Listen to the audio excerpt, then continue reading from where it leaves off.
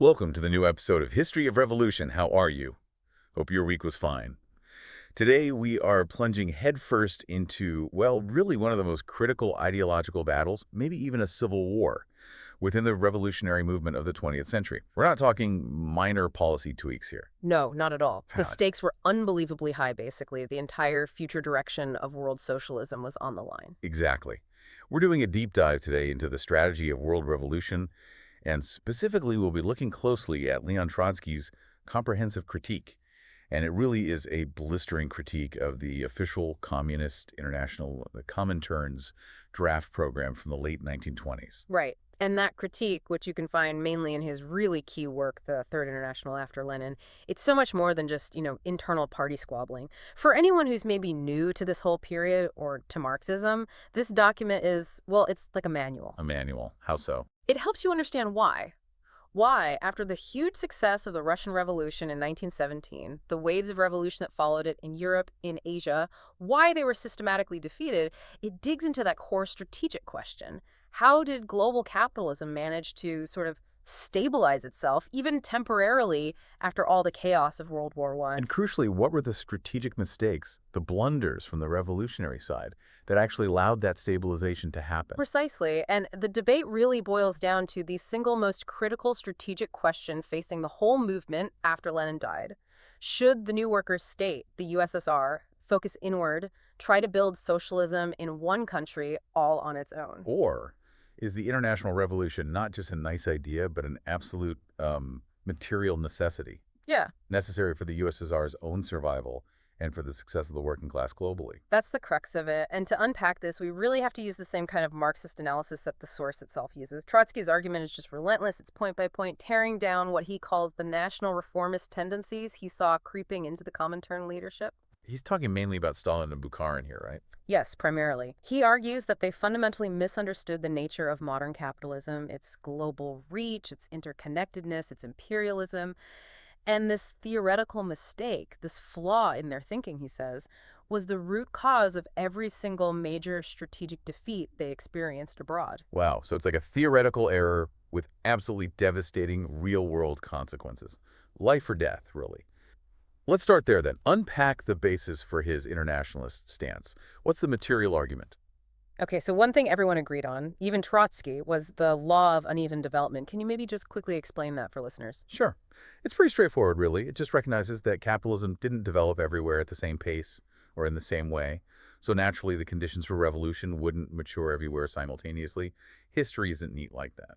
All right, so Russia, for instance, even though it was economically quite backward compared to, say, Germany or Britain, had this unique set of political circumstances. The war, the Tsar's weakness, the Bolshevik Party that allowed the working class, the proletariat, to take power there first. Exactly. That basic premise that revolution starts unevenly, that's accepted. No argument there. But here is where Trotsky says the Comintern draft program made its gigantic theoretical leap, its fundamental error. Which was? The draft wrongly concluded that because the revolution starts unevenly, the complete victory and the full realization of socialism was possible within the borders of one isolated capitalist country.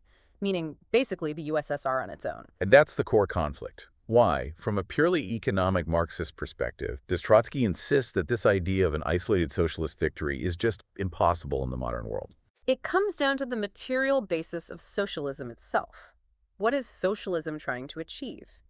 It aims to overcome capitalism's limitations, to develop the productive forces that means technology, industry, communication, global trade networks to their highest possible level for the benefit of all. Okay, makes sense.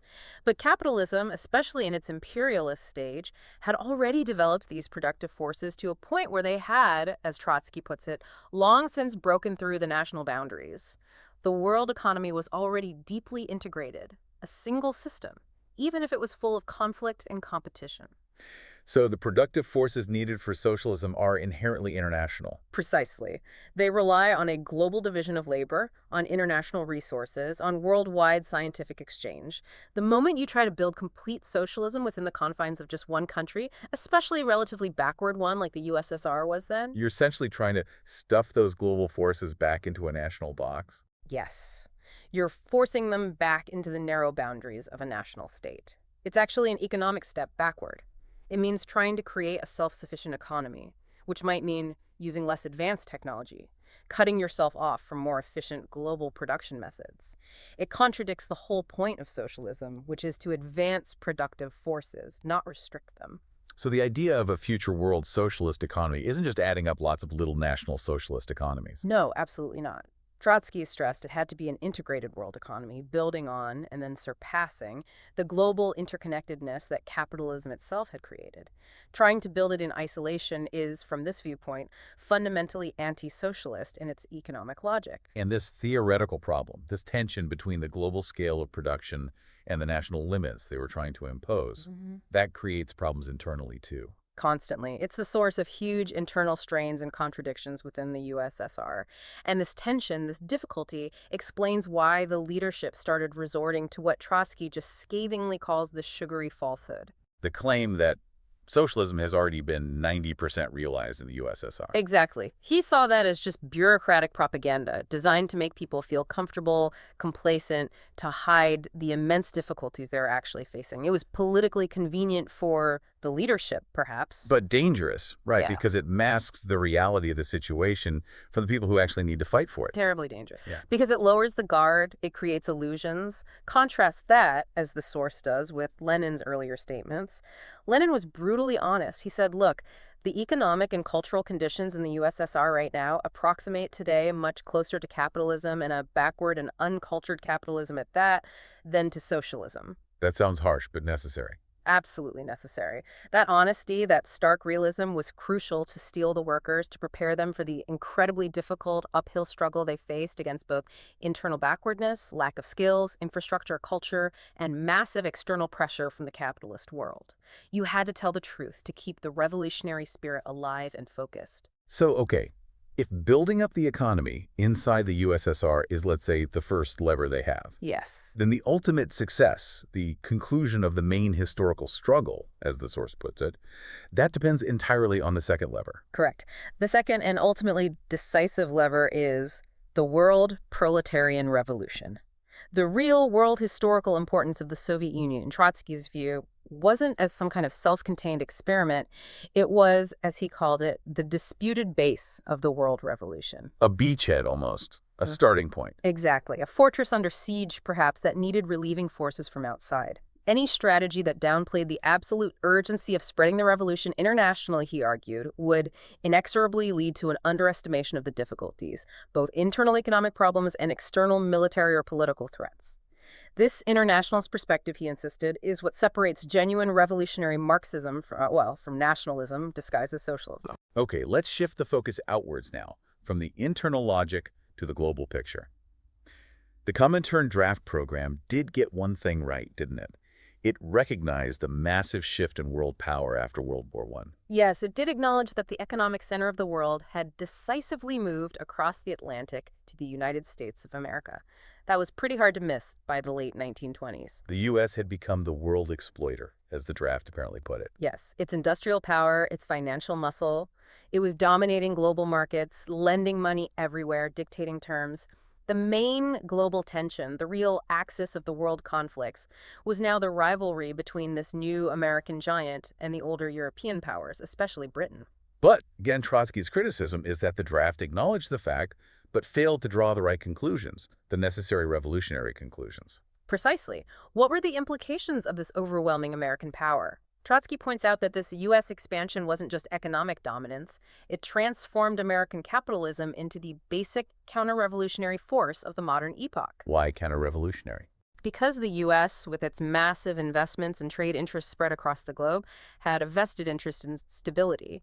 It needed world order, capitalist order, that is, to protect its profits and influence. So it was constantly intervening politically and financially, to prop up capitalist regimes and suppress revolutionary movements everywhere. It became the global guarantor of the status quo. So things like the Dawes Plan in the early 20s, which helped bail out Germany and stabilize Europe, that wasn't just generosity. From this perspective, absolutely not. It was a calculated counter-revolutionary move. It aimed to prevent social collapse and revolution in Germany, which could have spread across Europe. It was about shoring up the system against the working class. Okay, but the analysis doesn't stop there, does it? There's a dialectical twist. Right.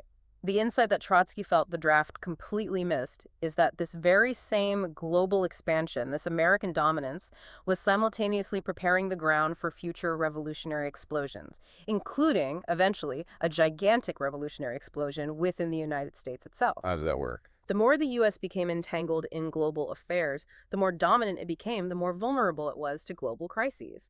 And internally, its own contradictions were sharpening the massive power of its industries versus the limits of its own domestic market, the growing gap between rich and poor. Trotsky argued the American Revolution cannot lag very far behind the revolution in Europe because they were becoming so intertwined. So American power props up capitalism globally, but also sows the seeds of its own potential downfall. Now, how does this U.S. pressure specifically impact Europe? Well, if the U.S. is using its financial power, that American goal, to stabilize Europe, it's also kind of putting Europe on rations. European capitalism finds itself squeezed, competing for smaller and smaller shares of a global market increasingly dominated by America. Like dogs fighting over scraps. That's a harsh way to put it, but yeah, the source uses similar language. States, just like classes, fight even more viciously for a shrinking share than for a growing one. So instead of leading to peaceful cooperation in Europe, this pressure leads to a monstrous sharpening of interstate relations. Each European nation tries to solve its crisis by pushing the costs onto its neighbors, trade wars, currency devaluations, political tensions. And this is the context for a key strategic slogan that Trotsky championed, but which was largely ignored in the draft program. Exactly, the slogan of the Soviet United States of Europe. Why was that so critical, in his view? Why not just focus on revolution in Germany or France or Britain individually? Because, he argued, these European countries are just too interconnected geographically, economically, historically. They couldn't achieve or sustain socialism in isolation from each other, especially facing the pressure from the US on one side and the Soviet Union potentially on the other. The national borders in Europe were becoming, in an economic sense, obsolete, just like they argued national borders were for the USSR itself. So the slogan was a way to overcome that national rivalry. Yes, it directly addressed the problem of the shrinking market and the intense national conflicts. It explicitly rejected the idea that Germany could go socialist on its own, or France, or Poland. It said, look, the only viable future for a socialist Europe is a federation. Providing a necessary bond for defense and economic construction. Precisely. A bond for defense against the most powerful external enemies, meaning primarily U.S. imperialism, but potentially others too, and also with a view to economic construction. A socialist Germany needs French resources, a socialist France needs German industry, and so on. The slogan inherently contained, as the source puts it, the condemnation of the idea of an isolated socialist development in Europe. So leaving it out of the official program wasn't just an oversight. Trotsky saw it as a major political retreat. It showed the leadership was hedging its bets, making serious reservations on questions of principle. It was failing to provide European communists with the necessary internationalist framework to guide their struggle. It was, in his view, a cowardly avoidance of the necessary strategic conclusion. Let's zoom in now on revolutionary strategy itself, and particularly the role of the party. How did the nature of the era after World War I change the strategic requirements compared to before 1914? Well, before the war, you generally had a period of more, let's say, organic capitalist growth. Relatively stable, expansionary. Revolutions seemed like a distant prospect in many places, but the war shattered that stability. So the post-war epoch is fundamentally different. Absolutely. Trotsky describes it as an era defined by profound and sharp fluctuations, by frenzied oscillations of the political situation. Why? Because the international capitalist system as a whole has already spent itself. It's lost its internal equilibrium, its capacity for steady, progressive development is gone. It's inherently unstable. Meaning things can change very, very rapidly. Abrupt shifts. Exactly. You get these sudden convulsive crises. And crucially, the source points out that many of the triggers for these political shifts are no longer purely economic downturns. They can be purely superstructural. Superstructural, meaning? Meaning things related to politics, consciousness, organization, leadership, a government failure, a military defeat, a surge in mass anger, or crucially, the actions or inactions of the Revolutionary Party itself. These political factors can become decisive in a way they perhaps weren't before. Which puts enormous pressure on the party, right? Its ability to act decisively becomes paramount. Immense pressure. Because in such an unstable situation, the capacity of the Revolutionary Party, its leadership, its connection with the masses, becomes the critical factor in determining whether a revolutionary opportunity is seized or squandered. Let's talk about a concrete example. The German defeat of 1923. The source identifies this as the political breaking point, the moment that really allowed capitalism to begin its temporary stabilization. Yes, 1923 in Germany is seen as a classic textbook case of a missed revolutionary opportunity. You had the French occupation of the Ruhr industrial area, hyperinflation wiping out savings, the economy collapsing, massive strikes, workers arming themselves. All the objective conditions for revolution were screamingly present. A perfect storm. A perfect storm. The masses were clearly moving towards revolution, but the leadership of the Communist Party of Germany, the KPD, which was quite large and influential at that point, well, they hesitated. They vacillated. They failed to recognize the depth and speed of the shift in the situation. They didn't prepare concretely for the seizure of power, for the armed insurrection that was necessary at that moment. And ultimately, as Trotsky puts it, they capitulated without a decisive fight, calling off planned uprisings at the last minute. And the bourgeoisie seized their moment instead. They did. The KPD's failure to act gave the German ruling class the breathing space it desperately needed.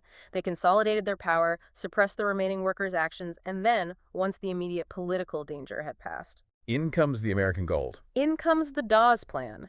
American capital steps in to refinance the German state, stabilize the currency, and basically put German capitalism back on its feet. This, in turn, provided the economic basis for the revival of the Social Democratic Party, the reformists, who could then act as a buffer, channeling worker discontent away from revolution. So the argument is stark. The political failure of the KPD leadership directly enabled the economic stabilization funded by the U.S. That's the core argument. Trotsky distinguishes between earlier defeats, say before 1923, which he might attribute more to the youth and inexperience of the new communist parties. Learning curves, basically. Right. But 1923, he argues, was different. That was a defeat caused primarily by the incorrect policy and leadership coming from the Comintern itself, which was advising the KPD. It wasn't that the masses weren't ready, it was that the leadership failed them. And this brings us back to something you mentioned earlier, the lessons of October, the insights drawn from the Russian Revolution itself. Yes. The key lesson from 1917, reaffirmed tragically in Germany in 1923, is that in these moments of acute revolutionary crisis, the window of opportunity can be incredibly small. A matter of weeks and even days, as the source says. If the party leadership hesitates, if it fails to make the decisive turn towards insurrection at the right moment, the chance can be lost, perhaps for years. It really underscores the importance of the subjective factor, the superstructure, the party, its program, its leadership, rather than just waiting for objective economic conditions to do the work. Absolutely. Relying solely on objective factors, saying the masses weren't ready or conditions weren't right, Trotsky dismisses that as a typical Menshevist dodge. It's a way for leaders to avoid taking responsibility for their own failures. And this crisis of leadership, this hesitation, is almost predictable. He argues it's almost inevitable. At the decisive moment, when faced with the enormity of seizing power and the furious pressure of bourgeois public opinion, a right-wing tendency almost always emerges within the Revolutionary Party itself. People urging caution, worried about acting too soon, maybe looking for compromises. Exactly. They get cold feet, they succumb to the pressure, they find 1,000 reasons why now isn't the right time. Overcoming this internal crisis, ensuring the party has a tested, steeled, decisive leadership ready to act when the moment comes that, Trotsky argues, should have been the central task of the Comintern based on these hard-learned lessons. It's about preparing for that life and death moment. It really puts the focus squarely on political preparation and leadership quality. It's quite a demanding perspective. By the way, if you liked and interested so far, please don't forget to like, subscribe, and comment. It's really important for us to continue this series. And just thinking about that specific failure in leadership during those crucial weeks in 1923, Germany. Hey, listener, do you have any other idea or question about this? Please write in comments. Okay, let's pivot now to specific tactics and how they were affected by this broader strategic debate. A really fundamental tactic that got twisted, according to the critique, was the United Front. Can you explain what the United Front was originally supposed to be? Right. The United Front tactic was developed seriously around the Third Comintern Congress, basically in 1921. The context was crucial. The first post-war revolutionary waves had receded a bit, and the communist parties in most countries were still minorities. Huge numbers of workers still followed the old reformist parties, the Social Democrats, or were in trade unions led by non-revolutionary bureaucrats. So the communists couldn't just ignore these workers. Absolutely not. You had to find a way to reach them to win them over from their reformist leaders. The United Front was the tool for that. The idea was for the Communist Party to propose joint action with these other workers' organizations, even those led by reformists, but only on specific, concrete, practical demands that the masses cared about. Like what kind of demands? Things like fighting wage cuts, campaigning against fascism, demanding price controls. The German KPD, for example, had some success with its open letter in 1921, proposing joint action with the Social Democrats and unions on basic cost of living issues. It was about unity and action on immediate struggles. So it's a tactic for practical unity, not a political merger, not agreeing with the reformists' overall program. Exactly. That's the key. It's revolutionary wedge politics, if you like. You propose a genuine fight for something workers need. If the reformist leaders agree to join the fight, well, then the communists fight alongside them, shoulder to shoulder with the rank and file, demonstrating their greater commitment and militancy. And when the struggle inevitably reaches a point where the reformists want to back down or compromise. Their limitations are exposed to their own followers. Precisely. But if the reformist leaders refuse to join the united fight from the start, if they reject the call for unity on a concrete demand, well, then they expose themselves too. They show the workers they aren't serious about fighting for their interests. Either way, the communists aim to use the tactic to break workers away from reformist influence and towards a revolutionary perspective. Lenin and the Bolsheviks used this brilliantly in 1917 against General Kornilov's attempted coup, uniting temporarily even with forces who had previously supported Kerensky. Okay, that's the theory. Now contrast that with what happened with the Anglo-Russian Committee in the mid-1920s, particularly around the British General Strike of 1926. Yes. This is held up in the source as a textbook example of how not to do it, a complete distortion of the United Front principle driven by that flawed national reformist strategy. What was the... It was basically a formal body set up for cooperation between the Soviet trade unions and the British Trades Union Congress, TUC General Council, the top leadership of the British unions.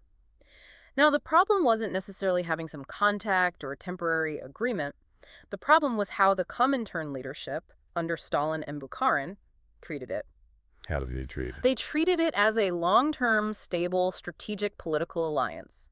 They presented the British Union leaders, figures like Purcell, Hicks, Citrine, who were mostly reformist, even quite conservative bureaucrats, as reliable allies, almost as fellow revolutionaries, or at least moving in that direction. This built up huge illusion. And then came the General Strike in 1926. Yes, a massive historic confrontation. Millions of British workers went on strike in solidarity with the coal miners. And what did the TUC General Council, the Comintern's supposed allies in the Anglo-Russian Committee, do? They betrayed it, right? Absolutely, comprehensively. They called off the strike after just 9 days, leaving the miners isolated and eventually defeated. They acted, as the source puts it, as the agents of the employers and the government within the workers' movement. A catastrophic betrayal. So, according to the United Front logic, that should have been the moment for the Soviets and the Comintern to break publicly and dramatically with these leaders, denounce them. Without question, that was the moment to use the betrayal to expose these leaders to the British workers, to say, look, these leaders you trusted sold you out, the communists warned you. But did they do that? No. No. They maintained the bloc. They kept the Anglo-Russian Committee going for months after the betrayal. Why? Because the leadership in Moscow was clinging to this alliance as a diplomatic achievement, as part of their strategy of seeking deals with established forces rather than relying on mobilizing the rank and file. And what was the political cost of not breaking the alliance? It was devastating. By continuing to associate with the TUC leaders, by maintaining the committee, the Comintern and the Soviet unions effectively gave these leaders a political screen from the masses. They shielded them from the workers' anger. It was like saying, well, yes, they betrayed the strike, but they're still our partners, still respectable. So it actually helped the TUC leaders survive the backlash. Trotsky argues it allowed the General Council to emerge even more firmly than before the general strike. They hadn't been politically destroyed by their betrayal because the highest authority in the international workers' movement, the Comintern, was still treating them as partners. The financial aid sent from Russian workers to the British strikers, while desperately needed, ended up politically bolstering the very leaders who had stabbed them in the back because the political cover wasn't removed. Wow. That's a brutal analysis. It really highlights how a tactical tool could be completely subverted by a flawed overall strategy. And this failure points to something deeper, a strategic approach that Trotsky saw becoming dominant after 1923, which he called maneuverism or bureaucratic combinationism. Combinationism, what does that mean? It's the idea that you can achieve revolutionary goals or at least advance the interests of the Soviet state through clever diplomatic maneuvers, through backroom deals, through alliances with sections of the bourgeoisie or reformist leaders, essentially trying to find shortcuts instead of doing the hard, patient work of building independent revolutionary parties and mobilizing the working class itself. Trying to deceive history, as the source says. Exactly. It's substituting bureaucratic calculation and diplomatic tricks for actual class struggle. Instead of focusing all energy on strengthening the communist parties, winning the masses, preparing for confrontation, the focus shifts to making deals with figures like the British TUC leaders, or, as we'll see, figures like Chiang Kai-shek in China. So it's fundamentally opportunistic. From this perspective, yes. It fundamentally contradicts Lenin's approach, which always emphasized organized distrust even towards temporary or unreliable allies like the peasantry. You work with them perhaps on specific points, but you never trust them politically. You never subordinate your organization to them. You always maintain your independence. This combinationism, Trotsky argued, showed a lack of faith in the working class and led inevitably to disasters, because these non-revolutionary allies will always betray you when their own class interests are threatened. The Comintern program, he felt, needed explicit rules to prevent this kind of maneuvering. Okay, let's follow that thread of flawed alliances and maneuverism into the colonial world, specifically the devastating experience in China during the revolution of 1925-1927. How was this same strategic error applied there? It was applied, if anything, even more crudely and with even more catastrophic results. The Comintern leadership, again Stalin and Bukharin, essentially ordered the young and growing Communist Party of China, the CPC, to subordinate itself entirely to the Comintern, KMT, the nationalist party led initially by Sun Yat-sen and then by Chiang Kai-shek. But wasn't the KMT seen as, well, anti-imperialist, leading the national revolution? It was presented that way, Right. and the Comintern developed this theory of the two-class workers and peasants party specifically for countries like China. They argued the KMT wasn't a normal bourgeois party, but some kind of unique bloc that represented the interests of the workers, the peasants, and the revolutionary national bourgeoisie all together. A single party for multiple potentially opposing classes. Trotsky obviously rejected that. Vehemently. He argued it was completely anti-Marxian. How can one single political organization genuinely represent the, quote, mutually exclusive historical lines of the proletariat, whose ultimate aim is to abolish private property and exploitation, and the bourgeoisie, whose aim is to develop capitalism and maximize its own profits? It's a theoretical impossibility. So what was the KMT in reality, according to this critique? It was the party of the Chinese bourgeoisie, including elements tied to landlords and even foreign imperialists, the comprador bourgeoisie. Yes, they wanted national independence from direct foreign rule, but only so they could exploit the Chinese workers and peasants more effectively themselves. Like the Russian bourgeoisie under Kerensky in 1917, they would support the popular movement only up to the point where it started threatening their own property and power. And the Comintern forced the Chinese communists to join this party, not just ally with it, but actually join it and subordinate their own organization. Yes, they were ordered to enter the KMT, to follow its discipline, and, crucially, to hold back independent actions by the workers and peasants. Things like strikes for better wages or peasant uprisings, to seize land for fear of frightening away the KMT leadership and breaking the alliance. So the communists were effectively acting as brakes on the revolution they were supposed to be leading. Exactly. They were tail-ending the bourgeoisie, holding back the most revolutionary elements. Trotsky mocked the idea that the CPC maintained its independence while inside the KMT, comparing it to Jonah being independent inside the whale's belly. You might think you're independent, but you're about to be digested. And then came the digestion. Then came the inevitable betrayal. Once the workers and peasants movement became truly powerful, threatening the social order the KMT wanted to establish, Chiang Kai-shek turned on his communist allies. In 1927, first in Shanghai, then in Wuhan and other cities, the KMT armies, often trained with Soviet help ironically enough, systematically massacred thousands upon thousands of communist militants and organized workers. A complete catastrophe. An absolute bloodbath, directly resulting from this policy of subordinating the Workers' Party to the nationalist bourgeoisie. It proved tragically that the colonial bourgeoisie, when faced with the choice between compromising with imperialism or allowing the workers and peasants to take power, will always choose the former. They will crush their own working class to protect their interests. And the supposed revolutionary majority within the KMT, the workers and peasants who were supposed to be represented. They vanished into thin air once the shooting started. The KMT revealed itself as the party of bourgeois counter-revolution. The Comintern's entire line was shattered by events. The lesson, hammered home by the source, was the absolute necessity of political and organizational independence for the Communist Party in colonial countries, no matter how tempting alliances with the national bourgeoisie might seem. What about the other major class in these countries, the peasantry? Did the Comintern have a specific strategy for them that was also flawed? Yes, another related error was the attempt to create a separate peasants' international, known as the Comintern. An international organization just for peasants. Right. This was based on the, again, flawed idea that the peasantry could act as an independent, revolutionary political force on the world stage, or even nationally, perhaps even leading revolutions in some cases. Why is that flawed? Peasants obviously played a huge role in revolutions like Russia's and China's. They played a massive role, absolutely essential. But the source argues the peasantry, by its very nature, is the least international of all classes. It's geographically scattered, divided internally between poor, middle, and rich peasants with conflicting interests, and historically it has always followed the lead of one of the urban classes, either the bourgeoisie or the proletariat. So they can be a powerful ally, but not an independent leading force. Exactly. Especially in the modern era of decaying capitalism, the peasantry has less capacity for independent political action than ever before. So attempts to build separate peasant political organizations like the Comintern or relying on peasant parties usually end up just playing into the hands of the bourgeoisie. Wow. Because bourgeois politicians are very adept at creating pseudo-peasant parties that use populist rhetoric to attract peasant support but ultimately serve bourgeois interests. These separate peasant organizations often divert the peasant masses away from an alliance with the urban working class, which is the only alliance, according to this view, that can lead to a successful socialist revolution. The Comintern was seen as a bureaucratic shortcut that ignored this fundamental reality. So the correct path is for the proletariat, through its party, to win the leadership of the peasantry. Yes.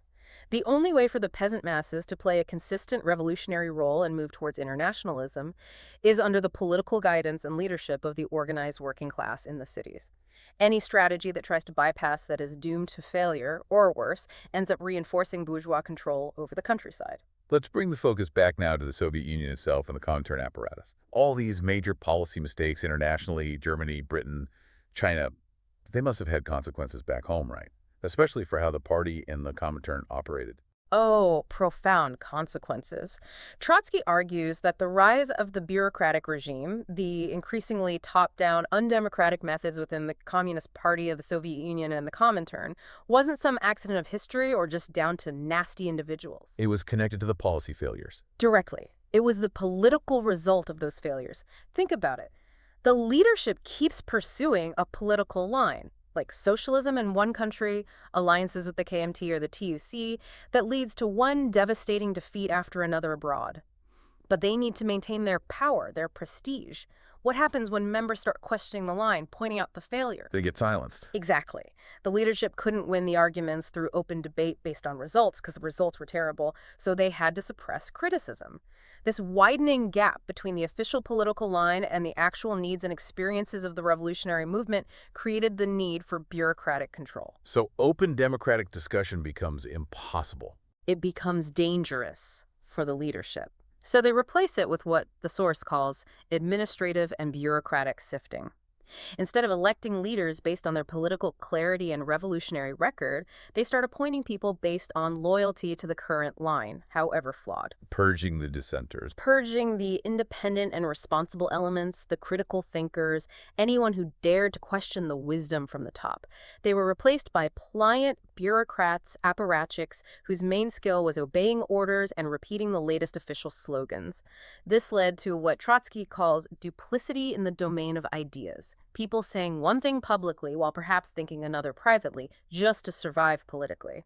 The executive committee of the Comintern, which was supposed to be the general staff of world revolution, was repeatedly reshuffled and packed with yes men until it became just a rubber stamp for Stalin's faction in Moscow. And this internal clampdown, this bureaucratization, it didn't just affect foreign policy debates. It spilled over into domestic policy too, didn't it? Leading to failures there as well. Absolutely. The critique connects the flawed international line directly to mounting problems inside the USSR.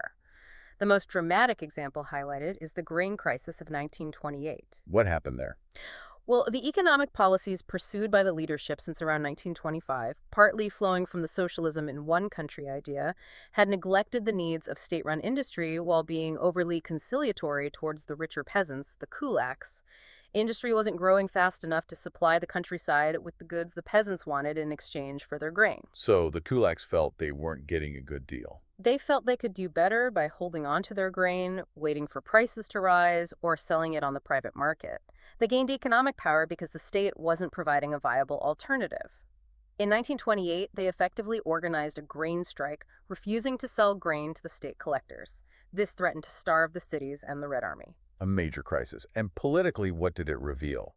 It revealed, as the source puts it, a serious and profound break in the economic smyczka.